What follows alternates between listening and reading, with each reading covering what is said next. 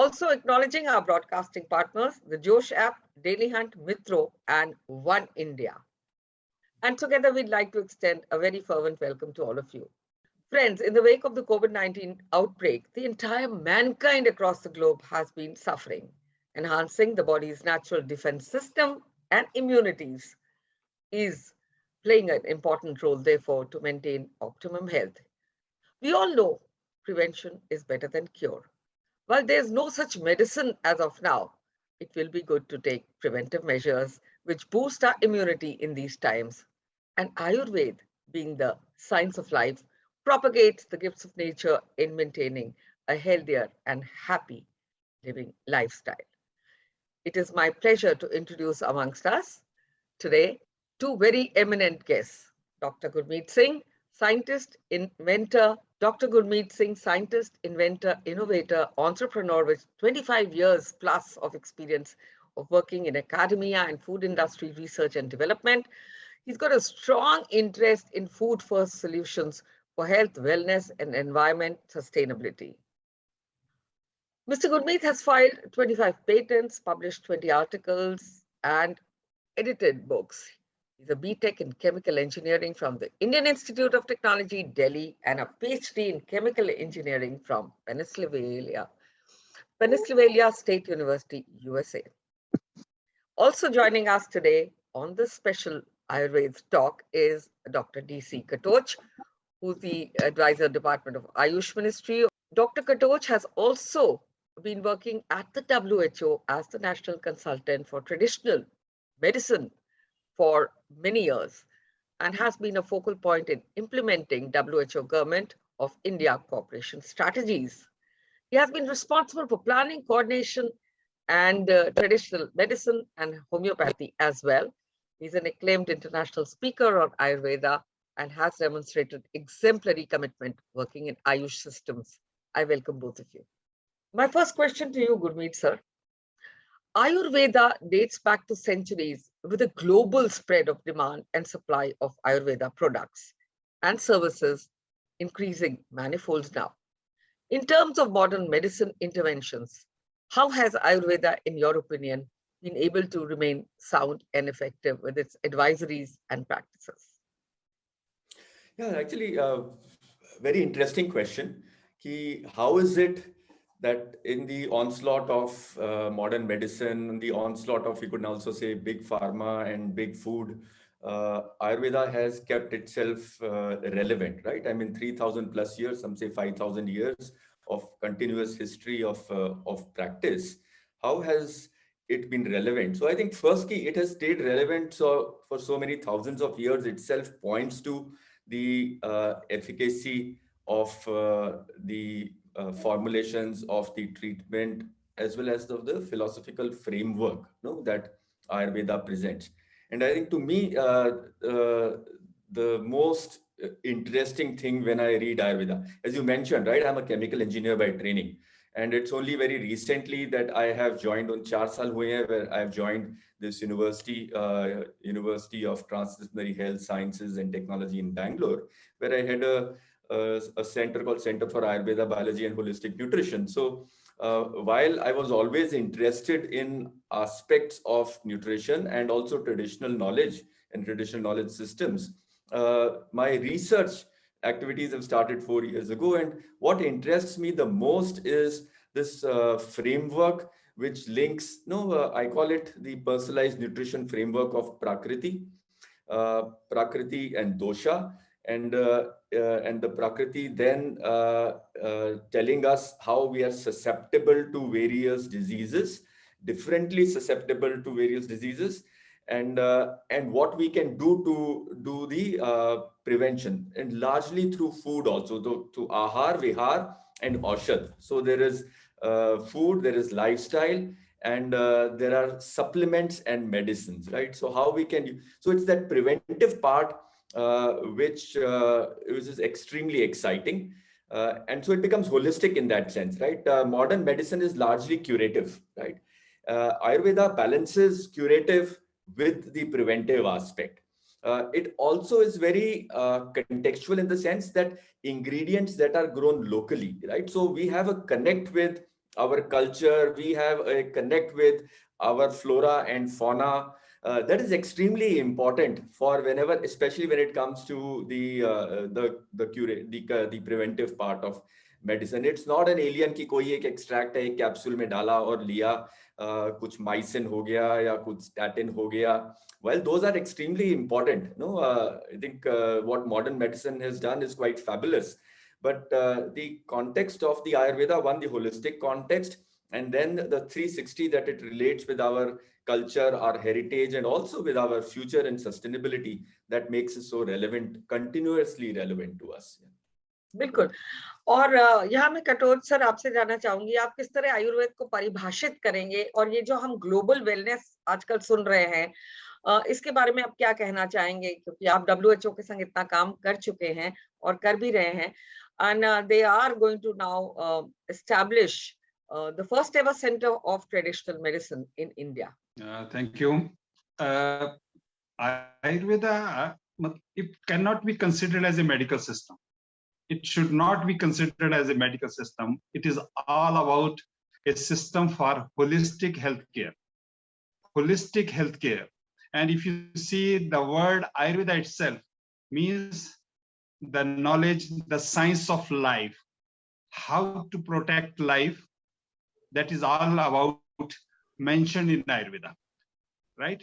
As Dr. Gurmeet told initially that this Ayurveda means the traditional practice of healthcare in India.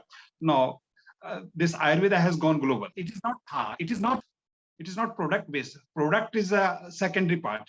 The primary part, that is the principles of healthcare. The principles of healthcare, or the principles of individualized lifestyle. When I say lifestyle, according to Ayurveda, the four components, the four pillars, the first is ahar, vihar, achar, and vichar. Ahar, diet and nutrition. Then your routine, your behavior, right from getting up and going to bed in the night. And then what kind of social conduct you have, that is acharan, your acharana. Yes. Then the vichar, the thought process. If you are thinking positive, it means you are peaceful. If you are not thinking positive or negative, if you are thinking negative, it means that is not good for health. So the four aspects, the four dimensions of the health, I think these are very exclusively explained in Ayurveda. If you see the definition of health as per the WHO, the spiritual component is not there. The spiritual component that is not. But if you see the Ayurvedic definition of health, swasthya, it is a very comprehensive definition. The happiness of soul, the happiness of sense organs, the happiness of mind, that is the outcome of a person who is healthy. So that is important. Not merely absence of disease, not merely absence of the disease. And if you see that the term disease, the term disease itself means when the ease is disturbed. When the ease is disturbed. So when the ease is disturbed means when the equilibrium is disturbed, when the balance is disturbed. So balance in the body system, or the components, as according to Ayurveda, there are three components. One is the dosha, like this vata, pitta, kapha, and then the 7 tissues which constitute the total framework of the body. We call them dhatu, ras, rakta, mas, med, asthi, maja, shukar. And then whatever metabolism is happening in these tissues, something which is required to be excreted, thrown out, that also comes out. So that should also be optimal. That should not be suboptimal, or it should not be in excess. So dosha, dhatu, mala. So balance of dosha, dhatu, mala, that is considered as that is a healthy status of the individual. And the approach of Ayurveda is totally customized, individualized, and holistic. बिल्कुल सही. जैसे आपने अभी कहा, इसके बारे में sir अभी और विचार करेंगे. पहले मैं डॉक्टर गुरमीत से जानना चाहूंगी.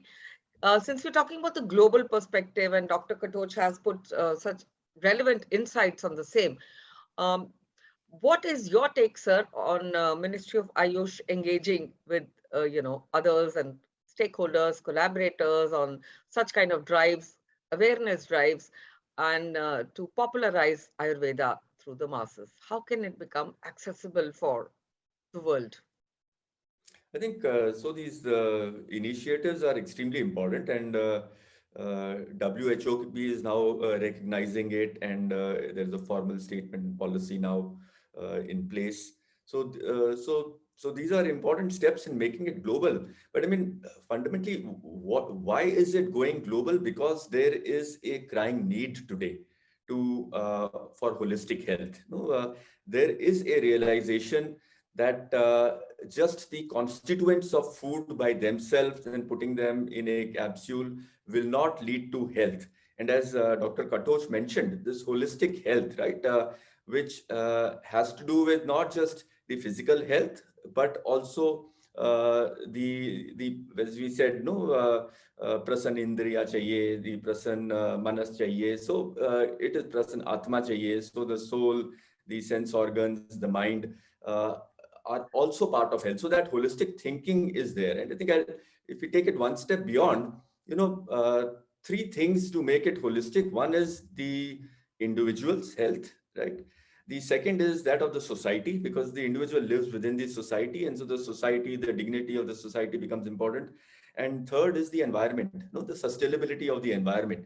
So I think Ayurveda, very rightly, I think very importantly, what Dr. Katoch mentioned is to view it as just a system to treat diseases is not doing justice. It's not the formulations of Ayurveda which are at the heart of it. It is the principles of Ayurveda, the framework of Ayurveda, which allow us to look at these holistic, right, building from the human health to the societal health to the environment. And that is what gives joy or anand overall, right? And that's what will lead to, you cannot have a healthy individual in a unhealthy environment, right? So both of them have to be connected, and Ayurveda allows us for that connection. I mean, even if you look at formulations, right, today, uh, uh, of the 1200 or so ingredients, which we can call as the Dravya library or the ingredient botanical library of Ayurveda, more than 80% are gathered. Yeah, they are not cultivated. Yeah, ingredients. Only a handful, only about 20% or so are cultivated ingredients. So unless we preserve our ecosystem, our macro, which nurtures all these ingredients, right? You cannot have the full Dravya library of Ayurveda. And if you cannot have that, how do you have a healthy individual? So an individual's health is linked with the health of the ecosystem. I'm giving just one simple example, but there are so many ways you could look at this connection between the individual, the society, and the environment that come through in Ayurveda. So I think that, and these are the messages that to take them across, you certainly want to leverage as many different channels as possible. Universities become a key point to look at this, and universities are developing courses on whatever you call, whether food futures or health futures and sustainability futures, conservation futures. So these are all courses around the world which are coming together. And Ayurveda presents some of the earliest framework to view health and ecology in this perspective.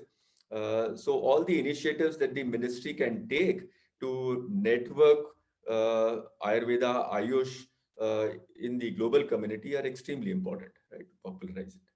Absolutely doctor Katoch, आपने अभी जैसे कहा जो सारे पहलू हैं आयुर्वेद के, यहाँ मैं आपसे जानना चाहूंगी, हम सभी जानना चाहेंगे, सारे दर्शक जो देख रहे हैं इस प्रोग्राम को वो जानना चाहेंगे, जैसे तुलसी, अश्वगंधा, वसाका, मुलेठी, हल्दी, ये सब बेनिफिशियल है, तो ये किस तरह से बेनिफिशियल है? इसके अलावा और क्या क्या है जो आयुर्वेद हमें देता है? कुछ जो है एनिमल प्रोडक्ट्स हैं, उनका भी जो है प्रयोग किया जाता है। अब देखिए, कुछ ऐसी हर्ब्स हैं which are the wonder herbs, और उनमें से जो है कुछ ऐसी 15-16 ऐसी हैं जो कि विच हैव गॉन ग्लोबल, और नंबर 1 जो है उसमें जो है तुलसी। तुलसी जो है, मुझे लगता है जब आयुर्वेद का नाम भी जो है दुनिया वालों को पता नहीं था, उससे पहले जो है तुलसी जो है वहां पे पहुंच गई। जहां जहां इंडियंस गए, अब देखिए आप वेस्ट इंडीज चले जाइए, आप वहां पे जो है उनके घरों में जहां पे झंडा लगा हुआ है, ये तुलसी लगी, इसका मतलब जो वो हिंदू है, he has come from India.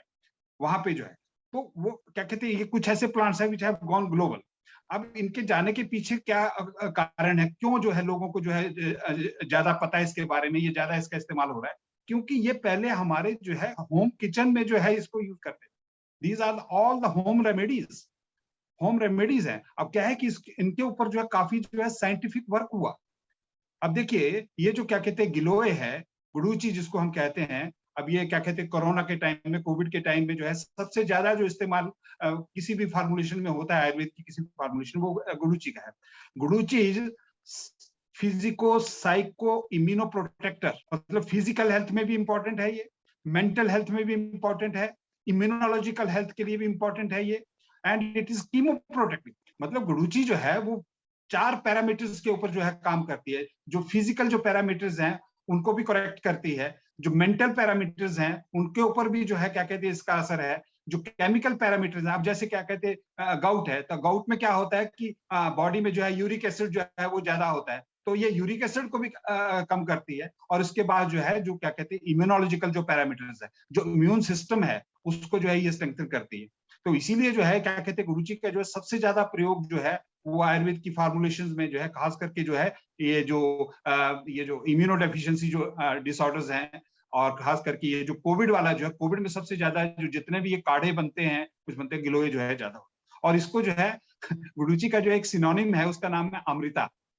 Amrita कहा जाता है। अमृता कहने का मतलब क्या है? कहने का मतलब जो है जो आपको इमॉर्टल कर दे, जो इमॉर्टल कर दे वो अमृता है। अब देखिए ऐसी कई और औषधि, एक और औषधि है अश्वगंधा। अश्वगंधा जो है क्या कहते हैं, it has also gone global. और ये जो है एक जिसको कहते हैं अडेप्टोजेनिक है। अडेप्टोजेनिक मतलब it enhances the adaptability of the body towards stress, adaptogenic, and this is also immunomodulator. ठीक है। फिर एक और औषधि है, जैसे अब आपने देखा होगा त्रिकटु जिसको कहते हैं, सौंठ, मरीच, पीपल। अब सौंठ, मरीच, पीपल जो है ये 3 ऐसी चीजें हैं, इनको अलग अलग ले लीजिए चाहे इकट्ठा करके लीजिए, ये बॉडी की जो अग्नि है या मेटाबॉलिक फायर उसको इंप्रूव करती हैं। उससे क्या होता है कि बॉडी का जो मेटाबॉलिज्म है that is regulated, that is controlled, and that is augmented, you can say. So proper metabolism जो है that is augmented with the use of this trikatu. Then there is another herb, एक वो साल में जो है एक बार होती है जिसको कहते हैं पुनर्नवा। अब पुनर्नवा, अब इसका नाम ही ये बताता है कि जो कि बार बार आपको नया कर दे, पुनर्नवा बार बार नया कर दे। तो ये क्या करती है कि बॉडी से टॉक्सिन्स को निकालती है, और खास करके कौन से टॉक्सिन्स, जो क्या कहते हैं वाटर सॉल्युबल है। तो जो किडनी जब डैमेज हो जाता है, जिसको हम कहते हैं क्रॉनिक रीनल फेलियर या क्रॉनिक रीनल डिजीज, तो उसमें जो है पुनर्नवा जो है उसका जो है बहुत अच्छा इफेक्ट है। तो ये कुछ ऐसी औषधियां। अब हल्दी है। अब हल्दी जो है, आप बताइए 1998 में हल्दी के ऊपर जो है वो यूएस में एक जो है पेटेंट फाइल हो गया था, तो दैट वाज चैलेंज, क्योंकि जिस प्रॉपर्टी के ऊपर जो है वो पेटेंट लिया गया था वो यहाँ पे क्या कहते हैं पहले से पता था कि चोट लग जाती है तो क्या कहते हैं हल्दी लगाते हैं। अब वहां पे जो पेटेंट फाइल हुआ वो वुंड हीलिंग प्रॉपर्टी के ऊपर हुआ, तो वो जो चैलेंज कर दिया and that was revoked, that patent was revoked, उसको हटाना पड़ा उसके। और उसके बाद जो है हमारे यहाँ पे अब 2002 से जो है एक टीकेडीएल बनाई गई है, ट्रेडिशनल नॉलेज डिजिटल लाइब्रेरी, जिसमें more than 2 lakh Ayurvedic formulation जो है दीज आर कोडिफाइड देयर। उसकी एक रिपोजिटरी है, एक डिजिटल लाइब्रेरी है, and that library has been made accessible to the international patent offices, so that whenever any product is filed for patent, so that patent application is examined on the basis of this library, and if already documented, something already documented, then the patent is not granted. So this biopiracy that has also been controlled with the use of this TKDL.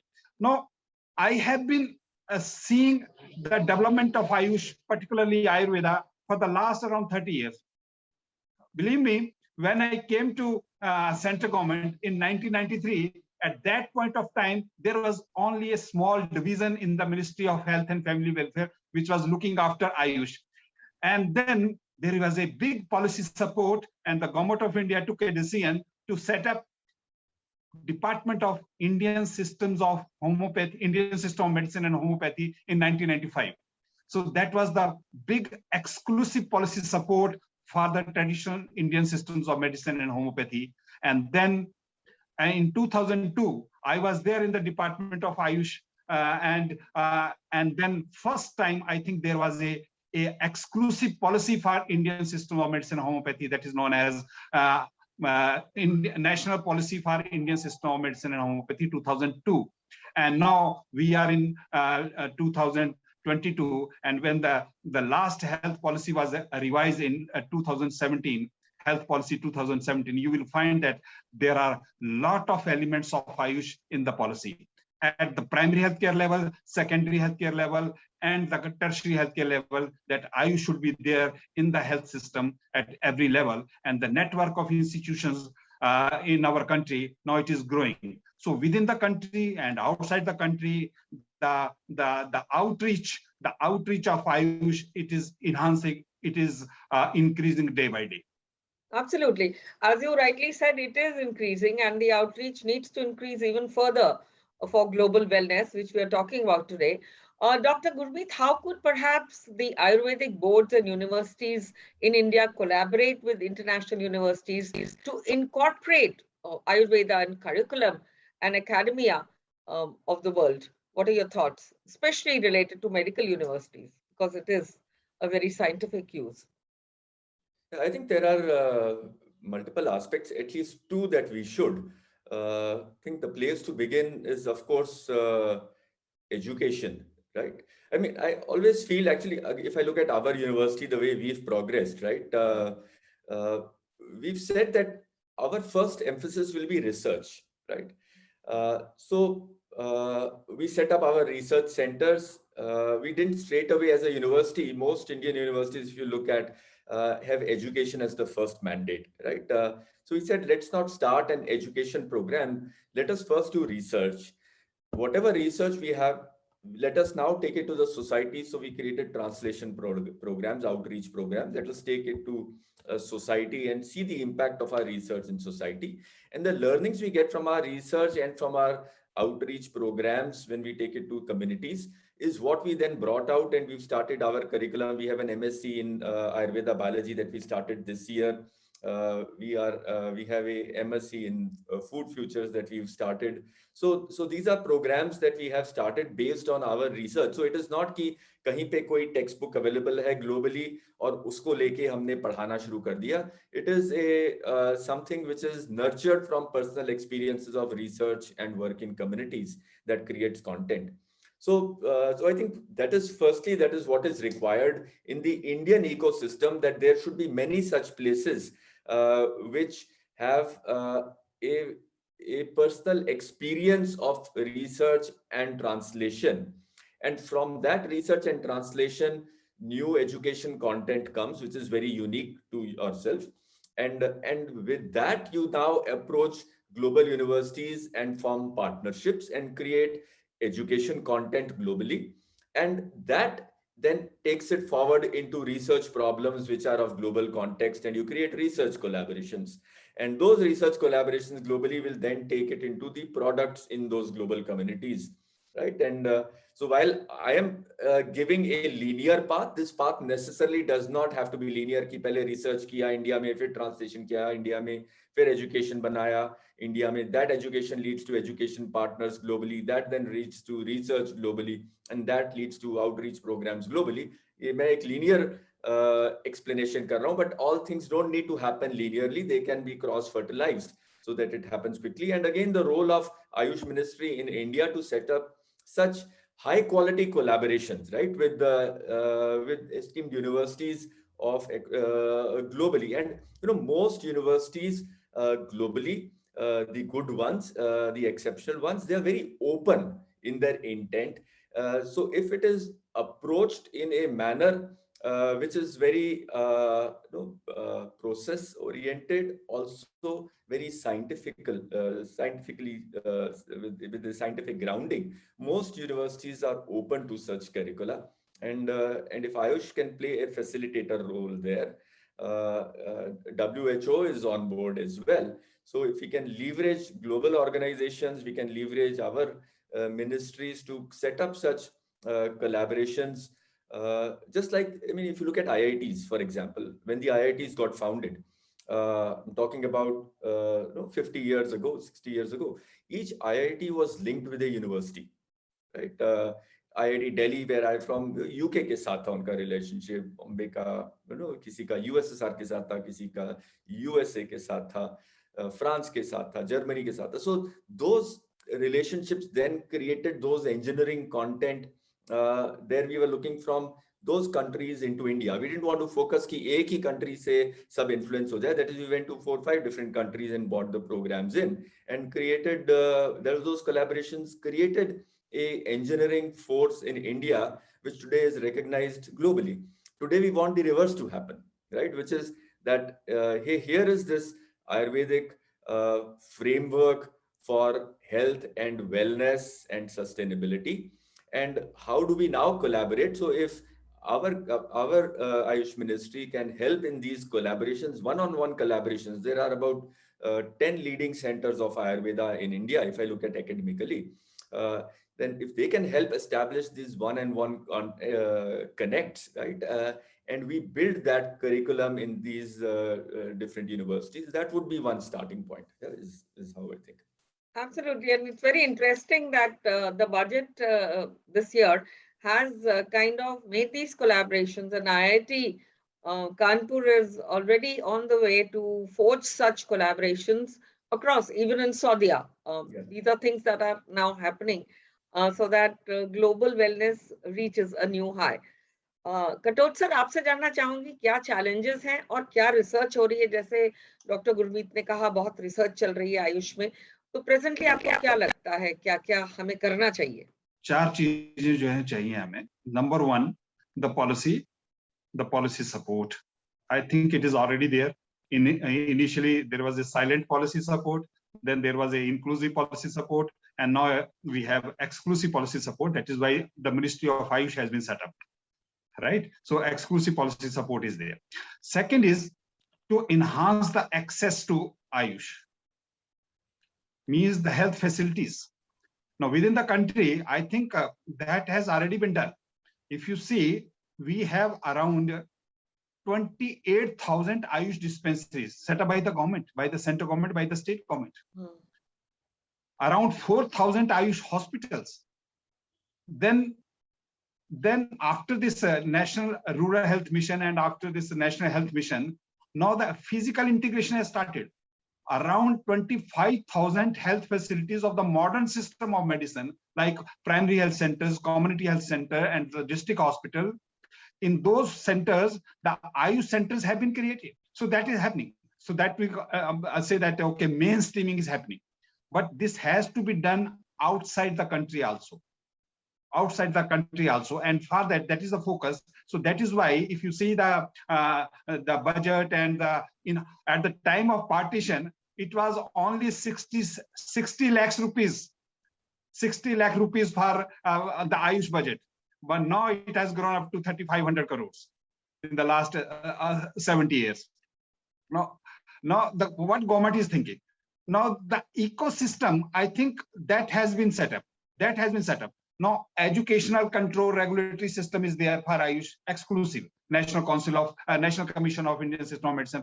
Previously, it was Central Council of Indian Medicine and Homeopathy, and the Central Council of Indian Medicine and Central Council of Homeopathy. Now we have separate commission for homeopathy. Then the research councils are there. There are 5 research councils which have been set up by the government. Central Council for Research in Ayurvedic Sciences, Central Council for Research in Unani Medicine, Central Council for Research in Yoga Naturopathy, Central Council for Research in Homeopathy, and Central Council for Research in Siddha System of Medicine. So 5 research councils. They have around 88 centers spread across the country.